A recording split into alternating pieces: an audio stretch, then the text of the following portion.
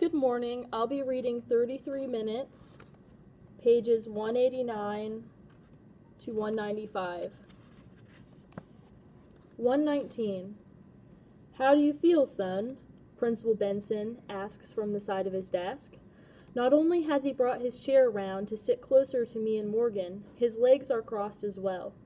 Maybe this is what you learn in principal school, where and how to sit for a post-fight conversation. I'm okay, I tell him, or Morgan. Samuel. Principal Benson uncrosses and recrosses his legs the opposite way. Do you know what our number one responsibility is here at Wagner Middle School? I just shake my head because I really don't feel like having this or any other conversation with Principal Benson right now, especially with Morgan sitting right next to me. You might believe it is to educate you, but as vital as that task is, it is not. No, our number one responsibility is your safety. He pauses for a moment because I guess he wants to be sure I'm surprised. Fine, I'm a little surprised. Get on with it already. And we failed to meet that responsibility today.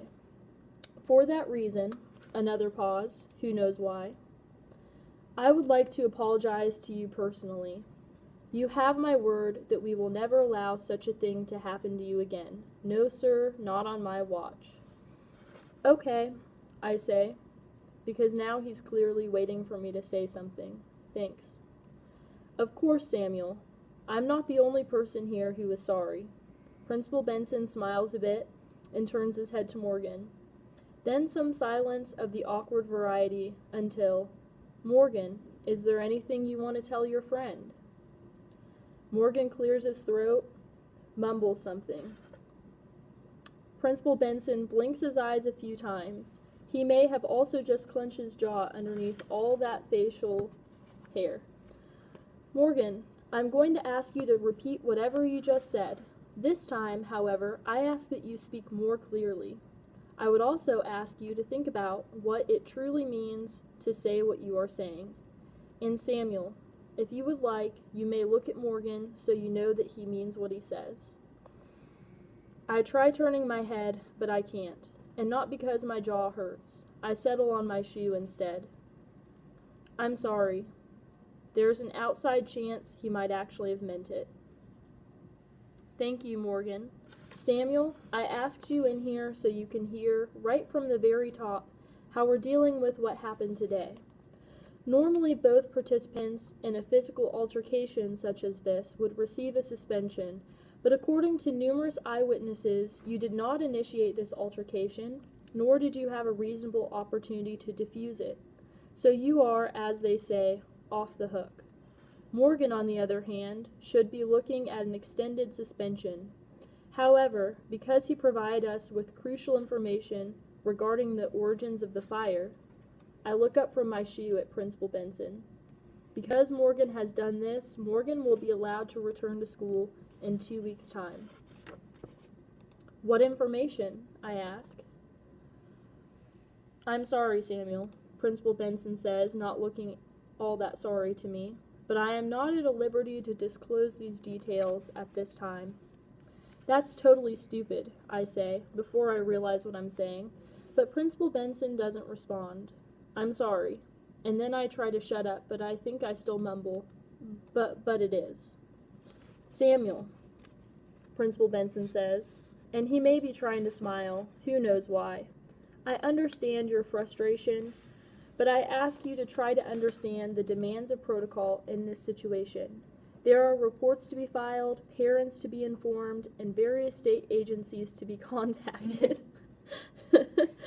You will learn all that you need to learn in good time. State agencies? I try turning towards Morgan again, but my head won't allow it. Back to my shoe. Where's Chris? Principal Benson examines his fingernails. Chris Tripodero will not be returning to Wagner Middle School. More silence. With Chris gone, even after all this, maybe, who knows? Gentlemen, Principal Benson chimes in again. Today's events got me thinking about a little saying I try to live by. Would you like to hear it? We both say, "Sure," politely, but not enthusiastically. What is so fascinating about this saying is that despite its profundity, it contains no word more than 2 letters long.